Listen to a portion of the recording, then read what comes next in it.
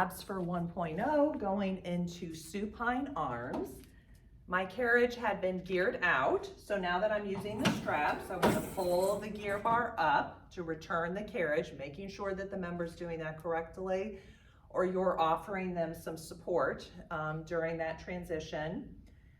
For supine arms, in theory, the lighter the spring is, the more work you would feel in your core because it takes more body stability. So a nice spring to start with is 1 red.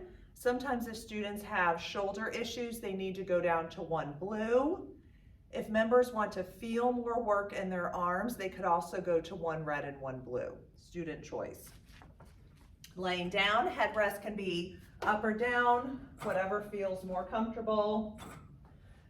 In 1.0, cueing them to find the pegs by their ears, and then take their loops off the pegs. Hands go into short loops.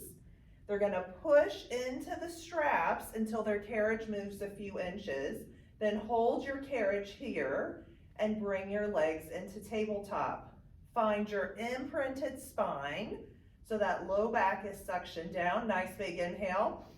Exhale, straight arms come down by your side.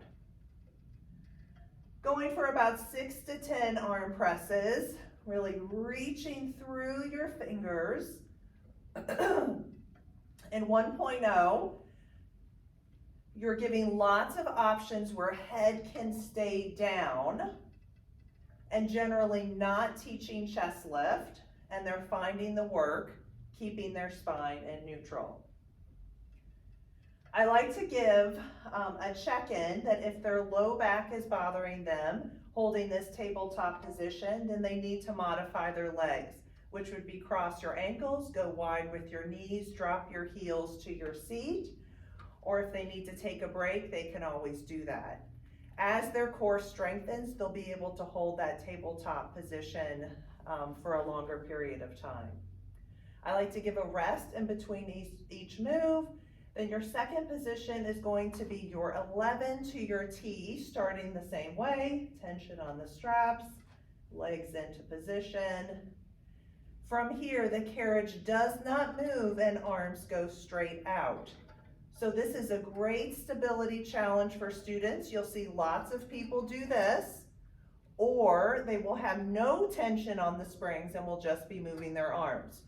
We want to maintain that even tension, and you're making sure they can hold the carriage here. Then you can progress into the T pull, arms pulling in by their hips and coming out to that T position, keeping tension on the springs. So again, watching for students that are crashing in and releasing the tension, because now my hands are over my shoulders. I don't want that. I want to stop here at my T, come into my T press, and then stop at my T. Give a rest in between, can rock legs side to side to relieve any stress in the low back. Arm circles, putting it together. So we start the same way. Arms come down, rotating palms to your hips, out to the T, carriage is still, arms come up. Do a few in this direction, and then we reverse and circle in the other direction. Sometimes students that have shoulder issues cannot get this range of mobility, and so they need to just make the circle smaller, and that is perfectly fine, a great modification.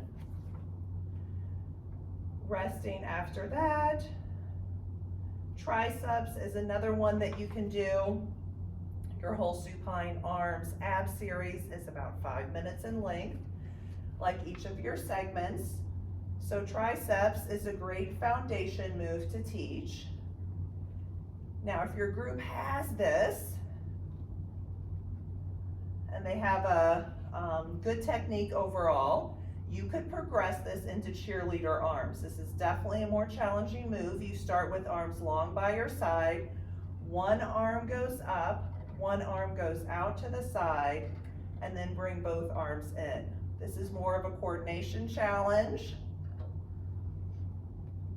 And this can be hard for a lot of 1.0s, but a good way to start to progress your practice. All right, coming in, and then placing those long loops onto the pegs. Always nice to do a quick spine stretch as well here to work out any low back tension.